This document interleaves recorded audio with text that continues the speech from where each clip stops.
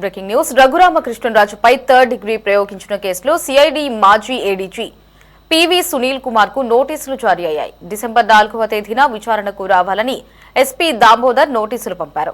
Guntur CCS కు రావాలని ఆదేశించారు. ఇప్పటికే ఈ కేసులో అప్పటి దర్యాప్తు అధికారి విజయపాల్, టీడీపీ నేత తులసిని పోలీసులు అరెస్టు చేశారు. అయితే విచారణకు హాజరు కాలేనని సునీల్ కుమార్ పోలీసులకు సమాచారం ఇచ్చారు.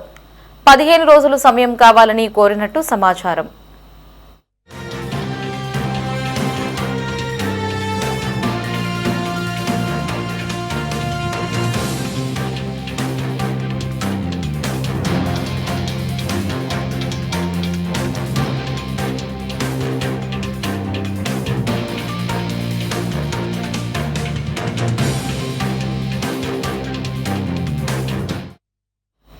కాగా అప్పటి సీఎం జగన్మోహన్ రెడ్డిపై రఘురామకృష్ణరాజు అనుచిత వ్యాఖ్యలు చేశారంటూ 2021లో ఆయనపై సిఐడి అధికారులు దేశద్రోహం కింద కేసు నమోదు చేశారు.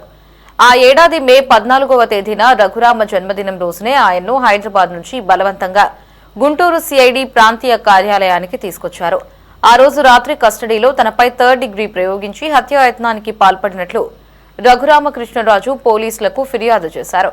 అయితే గత సంవత్సరం జూలై 11న గుంటూరు నగరపాలెం పోలీసులు స్టేషన్లో కేసు నమోదు చేశారు.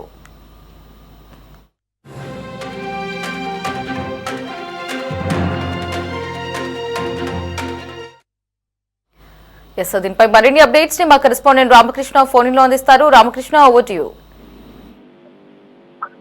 రఘురామకృష్ణరాజు లాకప్ వేధింపుల కేసుకు సంబంధించి ఐపీఎస్ సునీల్ కుమార్ కు పోలీసులు నోటీసులు జారీ చేశారు. ఈ నోటీసుల ప్రకారం ఈ రోజు ఆయన గుంటూరులో ఉన్నటువంటి సిఐడి కార్యాలయానికి విచారణకు హాజరు కావాలి.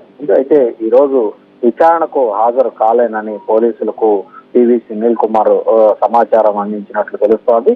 15 రోజులు తనకు సమయం కావాలని కూడా ఆయన కోరినట్లు తెలుస్తోంది. రఘురామకృష్ణరాజుకు సంబంధించి ఆయన టార్చర్ కేసుకు సంబంధించి సిఐడి మాజీ అప్పటి ఏడీజీగా ఉన్నటువంటి పివి సునీల్ కుమార్ కు నోటీసులు అయితే జారీ చేయడం జరిగింది. డిసెంబర్ 4వ తారీఖున విచారణకు రావాలని ఎస్పీ దామోదర్ ఆ నోటీసులను పంపటం జరిగింది. ప్రధానంగా ఈ కేసుకు సంబంధించి 2021లో ఆయన మీద సిఐడి అధికారులు దేశద్రోహం కింద కేసు అయితే రఘురామకృష్ణరాజు మీద నమోదు చేయడం జరిగింది. అయితే రఘురామకృష్ణరాజు మీద కేసు నమోదు చేయడం ద్వారా తర్వాత రఘురామకృష్ణరాజు కరెక్ట్ గా మే 14వ తారీఖున ఆయన పుట్టినరోజు జరుపుకుంటున్నటువంటి సందర్భంలో హైదరాబాద్ నుంచి బలవంతంగా ఆయన్ని గుంటూరు సిఐడి కార్యాలయానికి తీసుకొచ్చారు. అదే రోజు రాత్రి ఆయన కస్టడీలో ఉంచి పివి సునీల్ కుమార్ తో పాటు మరికొంతమంది ఆయన మీద థర్డ్ డిగ్రీ ప్రయోగించి హత్యాయత్నానికి పాల్పడినట్లు రఘురామకృష్ణరాజు ఆరోపణలు చేయటం, ఆ తర్వాత పోలీసులకు ఫిర్యాదు చేయటం. గత ప్రభుత్వ హయాంలో రఘురామకృష్ణరాజు ఫిర్యాదును ఎవరూ కూడా పట్టించుకున్నటువంటి పరిస్థితి ఉంది. అయితే కూటమి ప్రభుత్వం అధికారంలోకి వచ్చిన తర్వాత గత ఏడాది జూలై 11వ తారీఖున గుంటూరు నగరంపాలెం పోలీస్ స్టేషన్ లో ఈ పోలీసులు కేసు నమోదు చేశారు. గత కొంతకాలంగా దీనికి సంబంధించి ఎస్పీ దామోదర్ ఈ వ్యవహారం మీద విచారణ అయితే చేస్తా ఉన్నారు. ఇప్పటికే అనేక మందిని ఈ కేసులో విచారించడం జరిగింది. అయితే కీలకమైనటువంటి ఆరోపణలు ఎదుర్కొంటున్నటువంటి ఆ రోజు ముఖ్యమంత్రిగా ఉన్నటువంటి జగన్మోహన్ రెడ్డి ఆదేశాల మేరకే ఏడీజీగా సిఐడి మాజీగా ఉన్నటువంటి పివి సునీల్ కుమార్ ఆ రోజు రఘురామకృష్ణ కస్టోడియల్ టార్చర్ కు ప్రధాన కారణం అన్నటువంటి ఆరోపణలు అయితే వెలువెత్తే.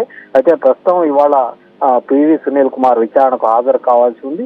అయితే కొన్ని కారణాలు ఆయన చూపి ఈ విచారణకు తాను హాజరు కాలేనని, తనకు మరికొంత గడువు కావాలని ఆయన కోరి ఇవాళ విచారణ నుంచి ఒక రకంగా తప్పించుకునే ప్రయత్నం అయితే చేశారనే చెప్పుకోవాలి. మరోవైపు మనం చూసుకున్నట్లయితే గత కొద్ది రోజులుగా విధులకు దూరంగా ఉంటూ సస్పెన్షన్ వేటులో ఉన్నటువంటి సునీల్ కుమార్ కులరహిత సమాజం కోసం అంటూ ఒకవైపు కులాలను రెచ్చగొట్టే ప్రయత్నం అయితే చేస్తా ఉన్నారు. త్వరలో ఆయన రాజకీయ పార్టీ కూడా పెట్టబోతా ఉన్నారన్నటువంటి ప్రచారం అయితే పెద్ద ఎత్తున సాగుతా ఉంది.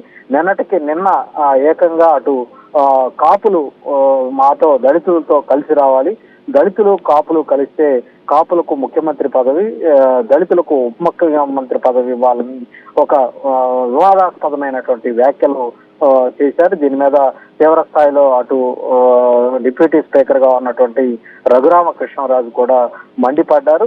ఒక ఐపీఎస్ అధికారిగా ఉండి సర్వీస్ నిబంధనలకు విరుద్ధంగా ఈ తరహా కులాల మధ్య చిచ్చు పెట్టే ప్రయత్నం, కులాలను రెచ్చగొట్టే ప్రయత్నం చేస్తా ఉన్నారన్నటువంటి ఆరోపణలు అయితే రఘురామకృష్ణరాజు చేయడం జరిగింది. అలాగే కేంద్ర ప్రభుత్వానికి కూడా, కేంద్ర హోంమంత్రిత్వ శాఖ కూడా పివి సునీల్ కుమార్ మీద ఫిర్యాదు చేస్తూ ఆయన లేఖ కూడా రాసినటువంటి పరిస్థితి అయితే ఉంది. ఏదేమైనప్పటికీ కూడా మరి ఇవాళ విచారణకు హాజరు కాలేనని పివి సునీల్ కుమార్ చెప్పారు. 15 రోజుల సమయం కావాలని కూడా సునీల్ కుమార్ కోరటం జరిగింది. మరి దీని మీద అటు సిఐడి అధికారులు ఏ విధంగా స్పందించబోతా ఉన్నారు ఏంటనేది ప్రస్తుతం అయితే చర్చనీయాంశంగా మారింది. Right Ramakrishna, thanks for the updates.